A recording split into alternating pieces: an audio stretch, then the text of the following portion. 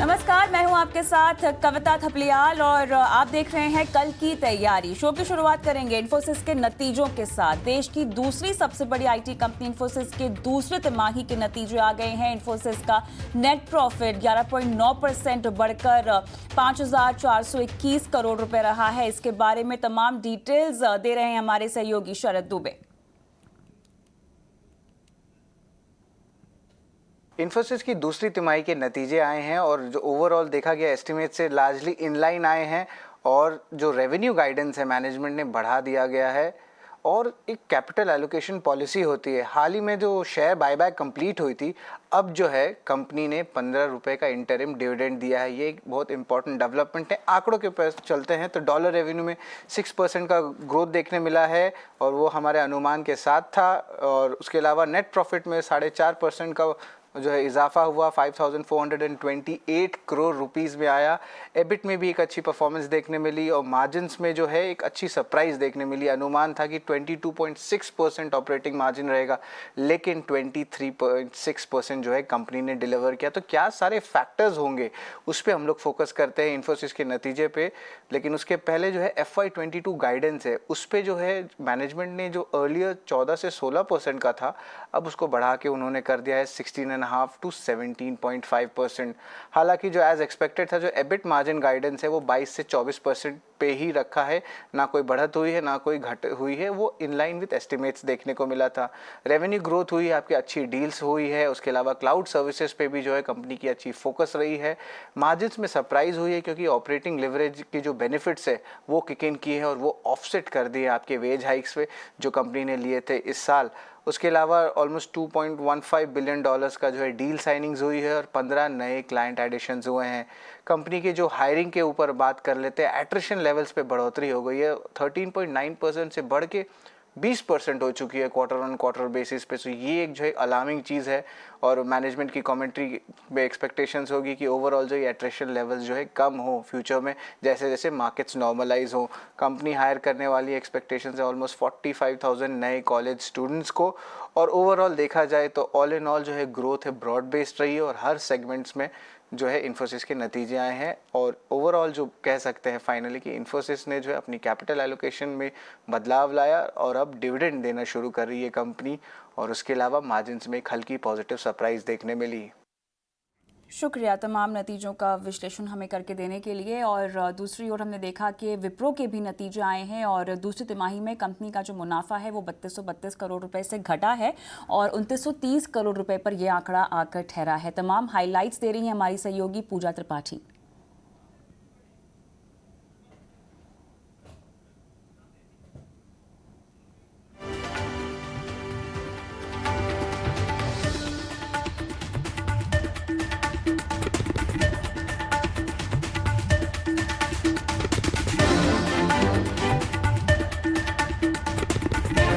मुनाफा आया है कंपनी का विप्रो का वो 2930 करोड़ रुपए है, जबकि अनुमान से थोड़ा सा बेहतर लेकिन ऑलमोस्ट इनलाइन ही हम इसे कह सकते हैं। आय की बात करें तो 19,670 करोड़ रुपए आय का अनुमान आता हुआ दिखाई दे रहा है। पूजा हमारे साथ जुड़ गई हैं। पूजा, बताएं विप्रो के नतीजे कैसे रहे? विप्रो के जो नंबर्स आए हैं हमारे अनुमान के मुताबिक ही हैं और स्टेबल नंबर्स यहाँ पर देखने को मिल रहे हैं। देखिए डॉलर आय की अगर बात करेंगे तो करीब 6.9% की ग्रोथ इस बार देखी गई है और एग्जैक्ट वही नंबर आए हैं जैसा कि हम उम्मीद कर रहे थे। हम भी 258 करोड़ के आसपास के नंबर्स का हम उम्मीद कर रहे थे और वैसे ही नंबर आया।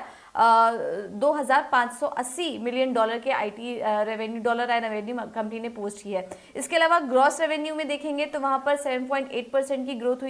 ये नंबर भी मोरलेस हमारे अनुमान के मुताबिक ही रहा है।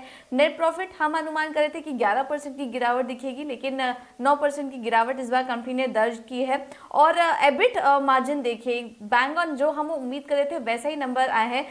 17.8% के आसपास स्टेबल हैं इस बार और 16.5% के आसपास का हम अनुमान कर रहे थे। तो हम जो अनुमान कर रहे थे उससे बेहतर ही नंबर्स इस बार देखने को मिले हैं। इसके अलावा जो Q3 गाइडेंस थी, हमारी एक्सपेक्टेशन थी कि 2.4% के आसपास क्रॉस करेंसी गाइडेंस यहाँ पर देखने को मिल सकती है Q3 के लिए और वैसे ही आंकड़े आए हैं 2 से 4% के बीच की गाइडेंस कंपनी ने क्वार्टर 3 के लिए दी है। और इसके अलावा जो एट्रिशन भी है उसमें भी एक बढ़त देखी गई है, 20.5% की बढ़त वहां पर एट्रिशन पर भी देखने को मिली है। इसी का असर हमने देखा कि मार्जिन्स पर इस बार देखने को मिला। हालांकि आने वाले समय के लिए मैनेजमेंट ने कहा है, मैनेजमेंट की कुछ कमेंट्रीज भी यहाँ पे निकल कर आई हैं कि इस एट्रिशन को और मार्जिन्स को वो आगे और कंट्रोल करने की कोशिश करेंगे, इस तरह के बयान भी निकल कर आए। तो कमेंट्री भी पॉजिटिव है, गाइडेंस भी इनलाइन ही है और मोर और लेस नंबर्स भी देखेंगे तो स्टेबल है और हमारे जो अनुमान था उसके मुताबिक ही नंबर्स इस तिमाही देखने को मिले। चलिए, शुक्रिया पूजा। इनलाइन नतीजे यहाँ पर विप्रो के आते हुए, लेकिन कल की ओर अगर हम रुक करें तो HCL टेक के नतीजे कल आएंगे और नतीजों का पूरा अनुमान बता रहे हैं हमारे सहयोगी शरद दुबे।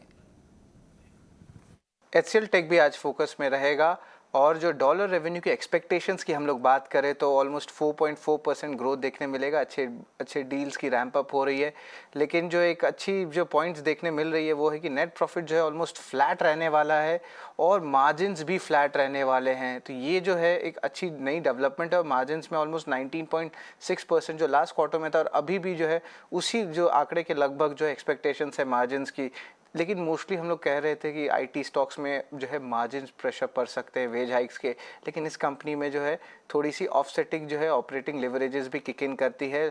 ओवरऑल अगर FY22 गाइडेंस के बारे में बात करें तो कंपनी ने जो है लास्ट क्वार्टर जो है डबल डिजिट कहा था, कोई आंकड़े को स्पेसिफाई नहीं किया था कांस्टेंट करेंसी टर्म्स में, और जो एबिट मार्जिन गाइडेंस है वो 19 से लेकर 21% तक देखने को मिला था।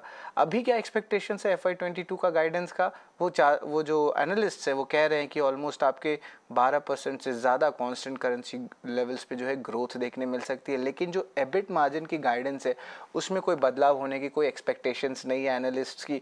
ओवरऑल क्या क्या फैक्टर्स ड्राइव कर रहे हैं इस नतीजे को, तो याद रखिएगा पिछले 2 क्वार्टर्स तक जो है थोड़े से रेवेन्यू ग्रोथ वीक रहे, तो इस बार रेवेन्यू ग्रोथ जो है बाउंस बैक कर सकता है। बड़े बड़े डील्स हो रहे हैं और उसके अलावा जो मार्च क्वार्टर के जो एग्जीक्यूशंस हुए थे डील्स के वो अब जो है शुरू हो रहे हैं। उसके अलावा जो मार्जिन्स में जो इम्पैक्ट होगा उसमें एक वन ऑफ कॉस्ट हुआ था, जो चार्ज लगा था जिसके कारण मार्जिन्स में प्रेशर पड़ा था लास्ट क्वार्टर पे, जो जून के क्वार्टर के महीने पे। उसके अलावा हमने कहा कि जो ओवरऑल ऑपरेशनल मार्जिन्स है वो जो है ऑफसेट कर देगा कंपनी के वेज हाइक्स को। उसके अलावा इस तिमाही में 9 डील्स कंपनी ऑलरेडी साइन कर चुके हैं जिनका एग्रीगेट वैल्यू लगभग $2.5 बिलियन पे आता है।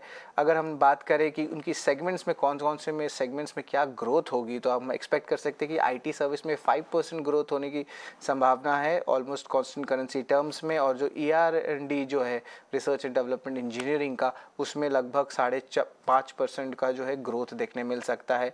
और हाल ही में याद रखिएगा ये स्टॉक में एक और मूवमेंट है जो मैनेजमेंट की जो है थोड़ी सी हल्की चेंज हुई है। जो शिव नदार जी थे जो MD CEO थे, इस क्वार्टर में उन्होंने अपने जो डायरेक्टर और MD के पद से जो है रिज़ाइन किए थे। तो इसके अलावा जो है एक मैनेजमेंट चेंज का तड़का, ये भी बहुत एक इम्पॉर्टेंट जो है ट्रिगर हो सकता है स्टॉक के लिए। और ओवरऑल हम लोग देखेंगे कि गाइडेंस क्या रहती है रेवेन्यू की। तो ये सारे एक्सपेक्टेशंस रहेंगे हमारे HCL टेक के नतीजे से। शुक्रिया तमाम डिटेल्स हमें देने के लिए शरद। लेकिन चलिए बाजार में आज हुए कारोबार की बात भी कर लेते हैं, उसके बाद आपको बताएंगे कि कल के लिहाज से क्या तैयारी आपको करनी चाहिए। तो बाजार आज नई रिकॉर्ड ऊंचाई पर बंद हुआ है। निफ्टी करीब 175 अंकों की तेजी लेकर 18,150 के पार रहा। वहीं सेंसेक्स की बात करें 450 अंकों से ज़्यादा का उछाल यहाँ पर देखा गया है। टाटा मोटर्स के अलावा टाटा ग्रुप के तमाम शेयरों में आज हमें तेजी ही देखने को मिली है। लेकिन चलिए बाजार का पूरा हाल समझते हैं। हमारी सहयोगी पूजा त्रिपाठी एक बार फिर हमारे साथ जुड़ गई हैं। तो पूजा, क्या एक्शन रहा आज के कारोबार में? जी, बाजार में आज रिकॉर्ड तेजी दिखी है और अच्छे घरेलू संकेत के चलते आज ये तेजी का दौर हमने देखा जारी था मार्केट में ही। रियल्टी छोड़ लगभग सभी सेक्टरल इंडेक्स आज हरे निशान में ही थे और सबसे ज़्यादा सपोर्ट मिला है आज ऑटो, पावर और मेटल, वहां पर आज सबसे ज़्यादा तेजी देखने को मिली है। वहीं टाटा ग्रुप के शेयरों में भी आज शानदार रैली थी। आज खबर आई थी कि TPG राइस की एक बड़ा निवेश करेगी टाटा ग्रुप के साथ मिलकर इलेक्ट्रिक व्हीकल सेगमेंट में। ये खबर आने के बाद हमने देखा कि टाटा ग्रुप की जितनी भी कंपनियां थी दिन भर आज उसमें अच्छा एक्शन देखने को मिला। अब बात कर लेते हैं निफ्टी के टॉप गेनर्स के बारे में। तो आज का हीरो था टाटा मोटर्स, उसके बाद M&M, टाटा कंज्यूमर और पावर ग्रिड और ITC जैसे शेयरों में आज अच्छी तेजी थी। इसके अलावा लूजिंग साइड पे बात करेंगे तो आज मारुति सुजुकी कमजोर था। इसके अलावा ओएनजीसी, कोल इंडिया, एसबीआई लाइफ और एचयूएल यहाँ पर आज कमजोरी के साथ कारोबार देखने को मिला। आज टाटा ग्रुप के शेयर फोकस में तो थे ही। टाटा मोटर्स में तो हमने अच्छी तेजी दिखी ही, लेकिन इसके अलावा टाटा पावर और टाटा केमिकल्स में भी करीब करीब 12 से 13% तक की तेजी आज के सेशन में देखने को मिली। और इसके अलावा इंडियन होटल्स भी आज तेजी में थे। आज कुछ बैंकिंग स्टॉक्स, चुनिंदा बैंकिंग स्टॉक, स्पेशली जो मिड कैप स्पेस है वहां पर आज अच्छा बस देखने को मिला। इसमें फेडरल बैंक आज सबसे टॉप पे था, करीब 5.5% ऊपर ये स्टॉक कारोबार कर रहा था। इसके बाद जेएनके बैंक, आईडीबीआई बैंक और कर्नाटका बैंक, यहाँ पर भी आज अच्छा एक्शन देखने को मिला है। और इसके अलावा आज पावर शेयरों में तेजी, जो लगातार एक तेजी का दौर है वो आज भी बना हुआ है। टाटा पावर तो में तो तेजी थी ही। इसके अलावा अदानी पावर और पावर ग्रिड में भी आज मजबूती का सेशन देखने को मिला। शुक्रिया पूजा इस पूरे मार्केट राउंडअप के लिए। चलिए अब जुड़ेंगे हमारे मेहमानों से और कराएंगे आपको कल की तैयारी। हमारे साथ हिम सिक्योरिटीज़ की आस्था जैन जुड़ गई हैं और साथ ही एंजल ब्रोकिंग के दिवांग शाह। आप दोनों का स्वागत है हमारी इस खास पेशकश में। आस्था, सबसे पहले कल की रणनीति आप क्या सुझाएंगी और बाजार की दिशा और दशा आप किस तरह से जाती हुई दिखाई दे रही हैं? कल मेरे हिसाब से इस हफ्ते का आखिरी कारोबारी दिन होगा, तो कितना जोश बाजार में? Good evening Kavita ji. बिल्कुल, जिस तरह से बाजार बंद होने के बाद जो नतीजे आए हैं, तो मुझे लगता है जो आईटी सेक्टर एक दबाव में था, तो नतीजे काफी बढ़िया ही कहेंगे, क्योंकि इन्फोसिस की बात करूं, विप्रो की करूं और इनफैक्ट माइंडट्री की भी अगर मैं बात करूं, तो तीनों ही नतीजे अच्छे हैं। एक जो पॉइंट है वो डेफिनेटली ये है कि जो डील विंस है वो सॉफ्ट होती हुई नजर आई है as compared to last quarter as well as last year same quarter. तो वो एक नजर हमेशा रहती है कि डील विंस की क्या कंडीशन है, तो वहां पे थोड़ा सा हमने एक सॉफ्टनेस देखी है, लेकिन बाकी जो चीजें हैं वो काफी अच्छी है। जिस तरह से इन्फोसिस ने तो अपनी यहाँ पे रेवेन्यू गाइडेंस को हाइक किया है, मार्जिन को भी उन्होंने सस्टेनेबल ही बताया है। जो EBITDA मार्जिन है वो 22 to 24% की रेंज में रहेंगे। विप्रो ने भी यहाँ उम्मीद से बेहतर नतीजे दिए हैं। और माइंडट्री की मैं बात करूँ तो बिल्कुल वहां पे भी बढ़िया नतीजे, उम्मीद से बेहतर नतीजे देखने को मिले हैं। कल के ट्रेडिंग सेशन की बात करें तो ग्लोबल लेवल पे दो फैक्टर्स काफी ज्यादा इंपॉर्टेंट है। एक तो फेड के जो मीटिंग है उसके मिनट्स आज रिलीज होने वाले हैं, और दूसरी तरफ इन्फ्लेशन डेटा आने वाला है यूएसए का। तो ये दोनों ही फैक्टर पे बाजार की कड़ी नजर रहेगी, क्योंकि बाजार ये देखना चाहेगा कि फेड की जो मीटिंग के मिनट्स हैं उसमें वो कब से टेपरिंग स्टार्ट करेंगे। नवंबर बिल्कुल लग रहा है कि स्टार्ट हो जाएगी, लेकिन अगर इन्फ्लेशन का डेटा किस तरह से आता है, क्योंकि उससे रेट हाइक भी यहाँ पे करने के चांसेस कब से होते हैं, तो उन सब पे भी एक नजर रहेगी। तो मेरे हिसाब से कल थोड़ा सा मिला जुला हमें सेशन देखने को मिल सकता है। मंडे को कविता जब हम ये शो कर रहे थे, मैंने 18,250 की उम्मीद जताई थी, आज 18,197 का हाई बनाया है। तो राय यही रहेगी कि कल के ट्रेडिंग सेशन में एक बार थोड़ा सा हो सकता है कि एक सॉफ्टनेस हमें देखने को मिले, लेकिन 17,790 का इंपॉर्टेंट लेवल है, उसका एक स्टॉप लॉस मानते हुए मेरे हिसाब से लॉन्ग पोजीशंस को कंटिन्यू करना चाहिए। थोड़ी सी नरमी दिवांग आस्था को यहाँ पर लग रही है। आप बताएं 17,790 के लेवल्स और उसके पर ये लॉन्ग करने की सलाह दे रही हैं स्टॉप लॉस के साथ। आप क्या लेवल्स देखते हैं और बाजार की चाल में क्या आपको भी नरमी दिखाई दे रही है? ओवरऑल निफ्टी की बात करें तो Nifty continuous high top high bottom chart structure में ट्रेड कर रहा है। करेक्शन आता है बट वहाँ एक सपोर्ट से हमने देखा कि वापस अपसाइड रिज्यूम करता है। तो यहाँ पे हमें ये स्ट्रेटेजी रखनी चाहिए, कहीं सपोर्ट पे हमें मिलता है तो वापस बाइंग स्ट्रेटेजी रखनी चाहिए। निफ्टी स्पॉट की बात करें सपोर्ट की तो 18,050 18,000 एक स्ट्रॉन्ग सपोर्ट जोन है निफ्टी स्पॉट में। और रेजिस्टेंस की बात करें 18,200 288 18,288 रेजिस्टेंस जोन है निफ्टी के लिए। ऑलराइट, आशा ने तो काफ़ी अपने जवाब में इन्फोसिस के नतीजों में बात कर ली है। दिवांग, आप कैसे देखते हैं नतीजों को और आपकी क्या कुछ कॉल्स होंगी इस पर?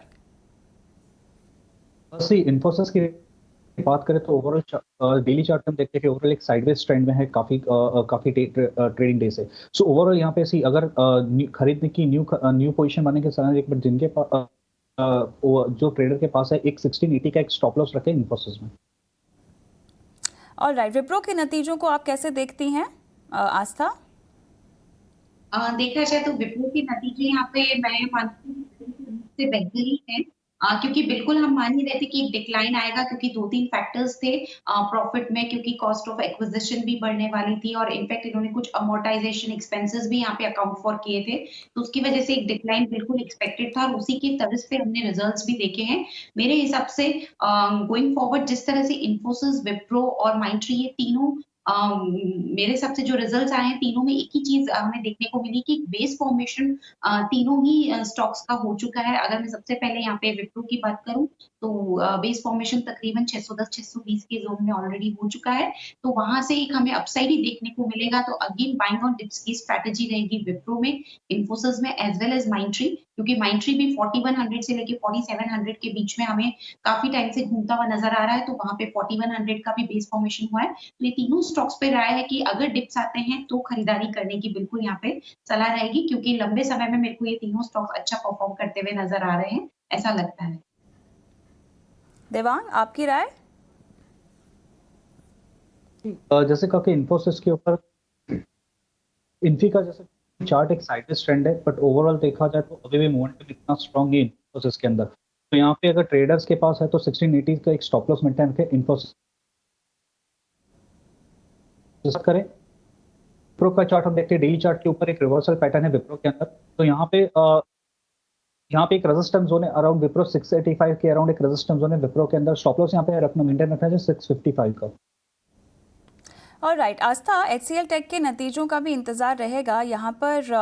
हालांकि हमें मार्जिन, प्राइसिंग और तमाम पैरामीटर्स पर कमेंट्री का इंतज़ार तो रहेगा, लेकिन पिछली तिमाही में जो 7 नई डील्स हुई हैं ना, उसका वो भी एक तरह का हाईलाइट या फोकस पॉइंट रहने वाला है। आपकी नज़र किन आंकड़ों पर रहेगी HCL टेक के नतीजों में? जी बिल्कुल, देखा जाए तो ओवरऑल जितनी भी आईटी कंपनीज है उन सब में एक ही कॉमन चीज है कि एक तो इनकी जो डील गाइडेंस वो क्या दे रहे हैं उस पे कड़ी नजर रहेगी, क्योंकि अभी तक जितने भी काउंटर्स पे यहाँ पे रिजल्ट्स आए हैं सभी ने जो डील गाइडेंस दी है बेसिकली वो थोड़ा सा ऐसा लगता है कि सॉफ्ट हुई है। रेवेन्यू गाइडेंस ऑल्दो यहाँ पे अच्छी गई है, लेकिन जिस तरह से डील क्रैक हो रही है तो उस पर एक नजर रहेगी। दूसरा, एट्रिशन रेट काफी ज्यादा एक इम्पोर्टेंस यहाँ पे रखता है, क्योंकि एट्रिशन रेट हमने देखा है कि तीनों ही कंपनियों में हमें देखने को मिला है अच्छा। तो आगे जाते हुए और डील क्रैक हो रही है, रेवेन्यू गाइडेंस है, एट्रिशन रेट है, ये तीनों ही पैरामीटर्स मैं HCL टेक में भी देखना चाहूंगी। बट मुझे लगता है ओवरऑल HCL टेक यहाँ पे हमें अच्छा ही परफॉर्म करता हुआ नजर आएगा, क्योंकि मैं क्वार्टर ऑन क्वार्टर भी रेवेन्यू ग्रोथ की बात करूँ तो तकरीबन 6% के आसपास का मैं यहाँ पे एक अनुमान लगा के चल रही हूँ कि रेवेन्यू ग्रोथ आती हुई नजर आएगी। इबिट मार्जिन की अगर हम बात करें तो बिल्कुल इबिट मार्जिन थोड़ा सा हो सकता है यहाँ पे डिक्लाइन हो, लेकिन ओवरऑल अगर मैं प्रॉफिट की बात करूं तो वहां पे मेरी एक्सपेक्टेशन है कि थोड़ा सा प्रॉफिट हमें फ्लैट यहाँ पे नजर आ सकता है। तो मेरे हिसाब से यहाँ पे HCL टेक में भी एक फ्लैट प्रॉफिट लेवल पे नतीजे देखने को मिल सकते हैं, बट अगेन गाइडेंस क्या रहती है उस पर कड़ी नजर रहेगी। और राइट, फ्लैट प्रॉफिट नतीजे रह सकते हैं। बताएं देवांग, आपका अनुमान क्या कहता है? HCL टेक की बात करो, सी ओवरऑल HCL टेक का चार्ट देखते हैं कि इंपॉर्टेंट सपोर्ट जोन था उसने HCL टेक्नोलॉजी ने ब्रेक किया हुआ है। तो यहाँ पर एक नाउ नेक्स्ट जो सपोर्ट लेवल है 1240 का, अगर ये भी अगर सपोज ये ब्रेक करते तो पॉसिबल है फर्दर करेक्शन देख सकते हैं HCL टेक्नोलॉजी के अंदर। और राइट, चलिए इंतज़ार है आपके सुपर शेयर्स का, लेकिन उससे पहले कुछ और बातें दर्शकों को बता देते हैं। बाजार रोज़ नए रिकॉर्ड बनाते हुए दिखाई दे रहा है, लेकिन एक्सपर्ट अभी भी तेज़ी का नज़रिया बनाए हुए हैं। आपको बता दें कि अल्केमी कैपिटल के डायरेक्टर, CEO और CIO हिरेन वैद का मानना है कि बाजार ओवर हीटेड नहीं है। क्या कुछ कहा है उन्होंने, आइए आपको सुनाते हैं। नहीं, देखिए, मेरे हिसाब से मार्केट कदई ओवरहीटेड नहीं है। मार्केट ये बतला रही है, ये जो स्ट्रेंथ है मार्केट की ये बतला रही है कि आगे जाके कंपनियों का जो मुनाफा है वो काफी स्ट्रांग रहने वाला है। एक नया साइकिल शुरू हो रहा है हिंदुस्तान में, जहां पे जो पिछले 10 सालों से जो अर्निंग्स ग्रोथ नहीं आई, वो मुझे लग रहा है कि कोविड के बाद के 5, 7, 10 साल ये सिचुएशन कंप्लीटली रिवर्स होगा और यहाँ पे जो कंपनीज की अर्निंग्स है वो काफी बढ़ने वाली है। और जो ब्रेथ है मार्केट का, मतलब अगर आप 2018 या 19 में देखें तो केवल 10-15 ब्लू चिप कंपनीज के शेयर के भाव बढ़ते थे और जो ब्रॉड मार्केट थी वो स्ट्रगल कर रही थी। लेकिन अब मुझे लग रहा है कि काफी सारे सेक्टर्स और कंपनियां, छोटी बड़ी लार्ज कैप, ये सब साथ देंगे। और मार्केट की स्ट्रेंथ की एक ये वजह है कि जो ब्रेथ है वो इम्प्रूव हो रहा है मार्केट का, और जो कंपनियों के अर्निंग है वो मुझे लगता है कि 28 से 30% compounded return growth, earnings growth आ सकती है अगले 3 साल में। ये जो पूरी स्पेस है फिनटेक की, ये काफी इवॉल्विंग है, और इसमें मेरे हिसाब से जो एग्जिस्टिंग वेल एंट्रेंच्ड प्लेयर्स हैं, जिनमें से एक बजाज फाइनेंस है, वो इस ट्रेंड को काफी पहले से उन्होंने परखा, और ये आज नहीं, पिछले तकरीबन 2-2.5 साल से इसके पीछे काम कर रहे हैं। उन्होंने सबसे ज्यादा निवेश किया अपनी कंपनी को डिजिटल बनाने में, और अब इस सेकेंड क्वार्टर से लेके फोर्थ क्वार्टर तक वो अपने जो सुपर एप्स हैं दोनों बजाज फाइनेंस और फिनसर्व में लॉन्च करने वाले हैं। देखिए, हमारा बेट जो है और जो मार्केट का बेट है कि बजाज फाइनेंस को एक फिनटेक कंपनी की तरह देखा जाए, वो सही है किसी मानों में, क्योंकि बजाज के पास कस्टमर्स ऑलरेडी हैं, और वो मेरे हिसाब से काफी आगे हैं टू अडॉप्ट टेक्नोलॉजी, और वो हमेशा रहे हैं। चलिए अब कल की तैयारी में आगे बढ़ते हैं और आपको बताते हैं कि हमारे आज के मेहमानों की रिकमेंडेशन आपके लिए क्या है। तो आस्था, ये बताएं कौन से स्टॉक्स हैं जो बम्पर कमाई करके दे सकते हैं, जो आपकी रिकमेंडेशंस भी हैं। जी बिल्कुल कविता, देखा जाए तो गैलेक्सी सॉफ्टवेयर मुझे काफी ज्यादा अच्छा लग रहा है, तो वहां पे मैं खरीदारी करने की सलाह दूंगी 3450 के आसपास। उसमें 3290 का एक स्टॉप लॉस रखा जा सकता है। 3650 तक के स्तर हमें इस काउंटर में आने वाले दिनों में देखने को मिल सकते हैं, तो गैलेक्सी सॉफ्टवेयर मुझे यहाँ पे पसंद आता है। और गैलेक्सी सॉफ्टवेयर आपकी आज की पिक है और टारगेट आप दे रही हैं 3600 का और 3650 के आसपास का। देवांग, आपकी सुपर शेयर कौन से हैं? मेरा फर्स्ट रिकमेंडेशन रहेगा ग्रासिम पे। ग्रासिम में हमने देखा कि जो चार्ट पैटर्न है काफी स्ट्रॉन्ग चार्ट पैटर्न है, height of her button chart structure है, ऑलरेडी एक शॉर्ट टर्म मूविंग एवरेज को सपोर्ट लेकर वापस अपसाइड रिज्यूम करके आज ब्रेकआउट देखने मिला है। तो यहाँ पे ग्रासिम में खरीदने की सलाह रहेगी। स्टॉप लॉस रखें 1620 का, target of 1767। My next pick है आईटीसी। आईटीसी भी हमने देखा है कि आफ्टर एक रैली देखी गई थी, उसके बाद कुछ कंसोलिडेशन देखा गया था स्टॉक के अंदर। आफ्टर दैट आज हमने एक अच्छा एक बाउंस बैक देखा है आईटीसी के अंदर। तो आईटीसी खरीदने की सलाह रहेगी। स्टॉप लॉस रखने चाहिए 239 का, टारगेट ऑफ 260। नजरिया क्या होगा दोनों में? Bullish buy, bullish. Duration 15 to 15 days, 10 to 15 days। चलिए 10 से 15 दिन को इलाज से आप खरीदारी कर सकते हैं। लेकिन आस्था, टाटा ग्रुप के तमाम शेयरों में हमने तेज़ी का आलम देखा है। किसी को नई पोजीशन बनानी हो या शुरुआत करना हो निवेश के लिहाज से, तो क्या आप सलाह देंगी? जी बिल्कुल, सलाह टाटा मोटर्स पे रहेगी, क्योंकि मुझे काफी ज्यादा पसंद आ रहा है ये काउंटर। लेकिन अभी ना करें क्योंकि बहुत ज्यादा तेज हो चुका है। लेकिन कोई भी डिप मिलता है, स्पेसिफिकली अगर मैं टाटा मोटर्स की बात करूं, तो तकरीबन यहाँ पे जो खरीदारी का स्तर रहेगा वो 450 के आसपास का है। और थोड़ा सा नीचे मैं यहाँ पे एक्सपेक्ट कर रही हूँ, लेकिन फिर भी 450 पे बेहतरीन खरीदारी के मौके इस काउंटर पे रहेंगे। तो वहां पे बिल्कुल एक नजर बना के चला जा सकता है। गोइंग फॉरवर्ड जो टारगेट्स हम यहाँ पे मैं देख सकते हैं वो 560 से लेके 580 तक के रहेंगे। 560, 580 के टारगेट्स लेकर आप टाटा मोटर्स में 450 के लेवल पर खरीदारी कर सकते हैं। देवांग, पूरे पैक में क्या आपको भी टाटा मोटर्स ही पसंद है या कुछ और रिकमेंडेशन होगी? सी ओवरऑल टाटा मोटर काफी स्ट्रॉन्ग चार्ट है, but right now risk reward is not favourable नहीं है। तो यहाँ पर हम ऑटो सेक्टर्स में अगर देखा जाए तो एमएनएम है। जो एमएनएम काफी अच्छे ब्रेकआउट देखने मिला है स्टॉक के अंदर विद वॉल्यूम। तो एमएनएम खरीदने की सलाह है कि स्टॉप लॉस यहाँ पे रखना चाहिए 915 का, और टारगेट रखना चाहिए 965 का। टाटा ग्रुप के शेयरों में जो तेजी देखी है उसके लिहाज से आपकी रिकमेंडेशन कोई होगी देवांग? यहाँ पर अगर देखा जाए तो टाटा कंज्यूमर है, जो हमने देखा कि आफ्टर द करेक्शन के बाद एक रिवर्सल पैटर्न देखने मिला है स्टॉक के अंदर। आज हमने देखा काफी अच्छा एक स्ट्रॉन्ग वॉल्यूम के साथ स्टॉक में एक बाउंस बैक दिया है। तो यहाँ पे टाटा कंज्यूमर पे ध्यान रखने जो स्टॉप लॉस यहाँ पे रखना चाहिए 829 का, टारगेट रखना चाहिए 865 का। चलिए, इसी के साथ कल की तैयारी में अपनी तमाम रिकमेंडेशंस दर्शकों को देने के लिए आप दोनों का ही बहुत बहुत शुक्रिया। और कल की तैयारी में इसी के साथ मुझे भी इजाज़त दें, लेकिन तमाम खबरों की अपडेट के लिए बने रहिए ET नाउ स्वदेश के साथ ही। नमस्कार।